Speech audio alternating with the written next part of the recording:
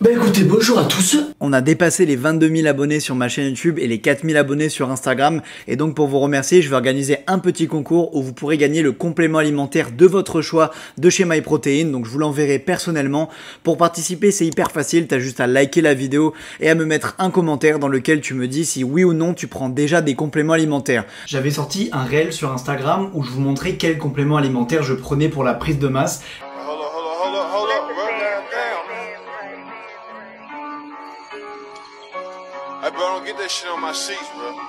Et j'ai reçu plein de commentaires complètement débiles sous la vidéo. En vrai, ok, c'est naturel, mais s'il faut tout ça pour que vous preniez du muscle, alors là, je sais pas quoi en penser. Ah, t'es bien un débile de dire aux gens de prendre de la créatine. Prenez pas ce genre de merde, les gens. Ouais, la créatine, c'est du dopage. Et c'est donc pour ça que j'ai décidé de vous sortir la deuxième version de cette vidéo en vous expliquant quels sont les meilleurs compléments alimentaires pour prendre du poids et quels sont les compléments alimentaires qui ne servent vraiment à rien du tout. Du coup, dans cette vidéo, je vais vous expliquer quels sont les 3 meilleurs compléments alimentaires que moi je prendrais si j'en avais que 3 pour prendre de la masse. Et en bonus, à la fin de la vidéo, je vais vous donner les 3 compléments alimentaires à ne pas prendre qui ne servent tout simplement à rien à part vous faire perdre de l'argent. Premier complément alimentaire, la whey ou les whey gainers. Donc je vais vous expliquer la différence entre les deux et je vais vous expliquer pourquoi pour moi c'est le complément alimentaire numéro 1 en termes de prise de masse et c'est le complément alimentaire qui va être le plus utile, en tout cas quand on n'a pas forcément beaucoup de budget pour les compléments, c'est vraiment celui vers lequel il faut absolument se tourner. La whey est un complément alimentaire qui sert à augmenter le nombre de protéines dans son alimentation. Elle est très utile à prendre en collation par exemple quand vous ne pouvez pas manger de vrais repas et aussi pour les personnes qui n'arrivent pas à manger de viande ou d'œufs à tous les repas. La différence entre la whey et la whey gainer est que le gainer possède un haut taux de calories en plus des protéines. Ça sera donc très utile pour les personnes qui galèrent à manger beaucoup tous les jours et qui ne consomment pas assez de calories pour grossir. Qui ne peut pas consommer de la whey? Alors il y a certaines personnes, je ne vais vraiment pas vous recommander de consommer de la whey tout simplement parce que ça peut vous poser des petits problèmes d'estomac. Donc il y a pas mal de gens qui sont un petit peu intolérants au lactose. Donc pour savoir, c'est est-ce que vous avez mal au ventre après quand vous consommez des yaourts? Est-ce que vous avez mal au ventre quand vous consommez du lait cru, etc. Donc les personnes qui ont ces petits problèmes ou alors des problèmes d'acné à cause des produits laitiers, malheureusement vous ne pourrez pas consommer de whey ni de whey gainer et c'est pas grave, vous avez juste à compenser par une meilleure alimentation, manger un petit peu plus d'œufs, manger un petit peu plus de viande, mais effectivement ces personnes-là, je ne vous conseille pas de vous faire des problèmes d'estomac à cause de la whey. L'été approche de plus en plus et grâce à un programme personnalisé, tu pourrais prendre du muscle très rapidement. Par rapport à un programme tout fait, le programme personnalisé va s'adapter parfaitement à tes objectifs et ton corps, et comme je vais choisir les exercices parfaits pour toi, tu vas prendre du muscle rapidement. Que tu ailles à la salle de sport ou que tu bosses chez toi, les résultats sont garantis. Évidemment, avec le plan d'entraînement, tu auras la nutrition adaptée pour ton objectif et un livre de recettes.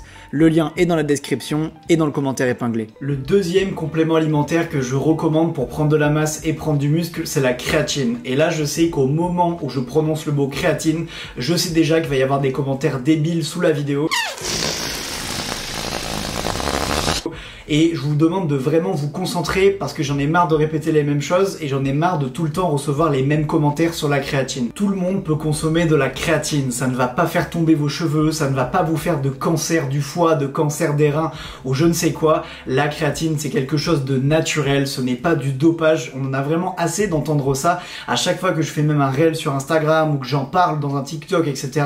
À chaque fois il y a les mêmes commentaires de mecs qui n'ont pas de physique et de mecs qui ne connaissent rien, qui ont juste entendu une fois la créatine ça fait mal aux reins. Alors vraiment c'est assez pénible et même je laisse Thibaut InShape s'exprimer sur ce sujet. Ceux qui pensent que la créatine c'est un stéroïde, je leur chie à l'arrêt, je leur pisse dessus.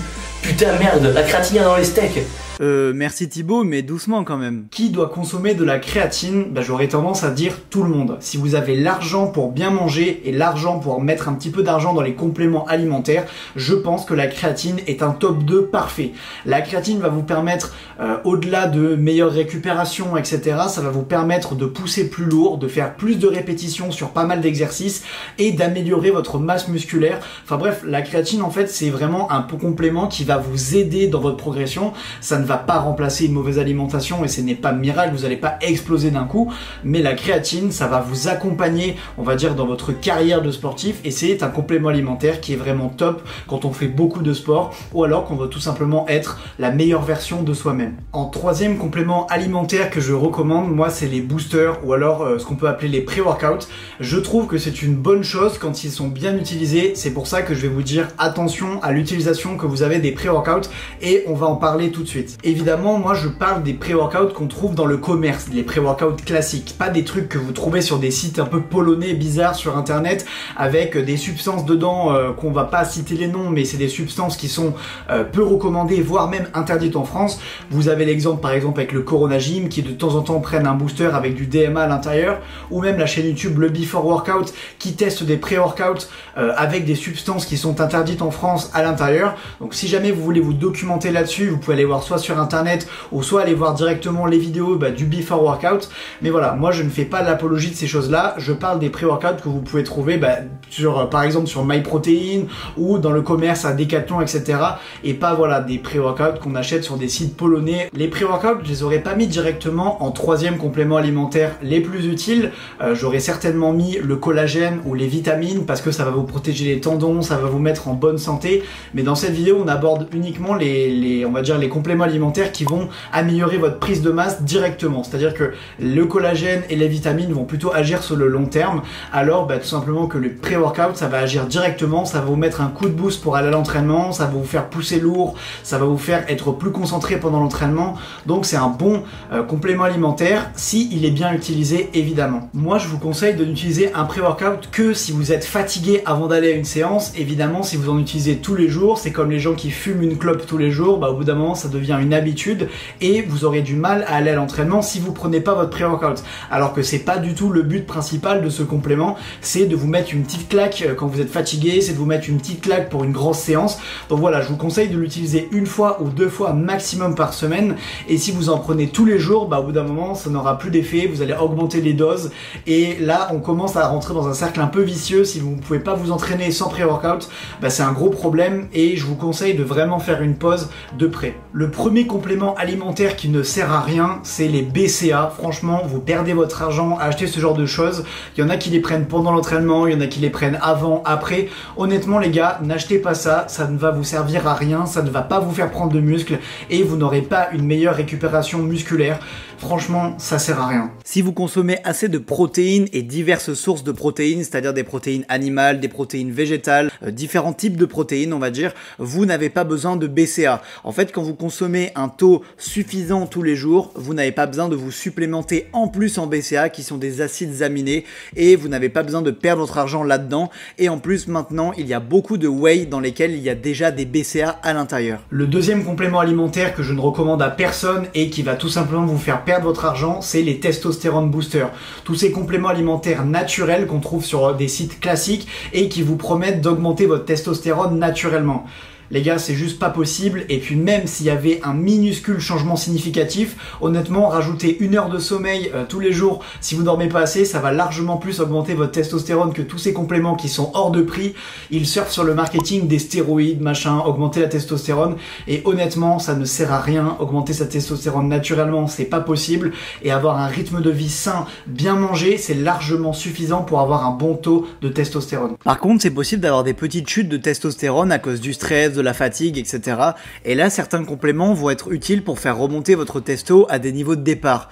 On parlera par exemple de ZMA ou de vitamine D. Le troisième complément alimentaire qui sert vraiment à rien, c'est les fat burners, c'est les brûleurs de graisse. Ça ne sert strictement à rien, les gars. Gardez votre argent, ça va même vous faire mal au ventre. C'est vraiment, c'est inutile. Si vous voulez perdre du gras, vous allez marcher, vous allez courir, vous faites un déficit calorique, mais en aucun cas un complément alimentaire va vous faire perdre du gras.